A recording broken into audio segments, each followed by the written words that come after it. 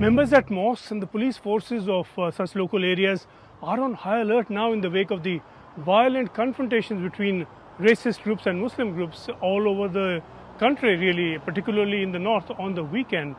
The members of the right who have been rioting across Britain for a week now have targeted Muslims primarily, despite clarification that the suspected killer of the 3 little girls in Southport on Monday was not a Muslim.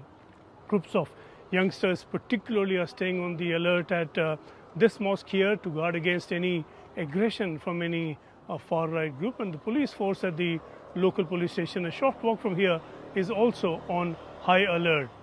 The rioting by the far right really sharpened over the weekend, but it's been going on for a week now, and also now increasingly Muslim groups everywhere are gathering and are on the ready to protect their mosques and their communities, and not just to defend themselves but to take on the far right mobs now more and more aggressively.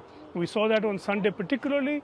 Muslim groups got together often in about equal numbers as the far right groups to take on the rioters, and we saw a violent standoff between the far right and Muslim groups in Liverpool, Bristol, Bolton, Weymouth, Manchester, Blackpool, all over the north really, and both on Saturday and on Sunday.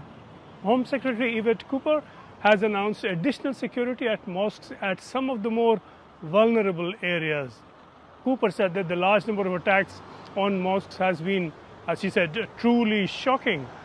The ones who speak for Britain, she said, are the ones joining Muslims in rebuilding walls and fixing damage at mosques. But of course, all this has brought deeper damage really to relations between the Muslims and the far right.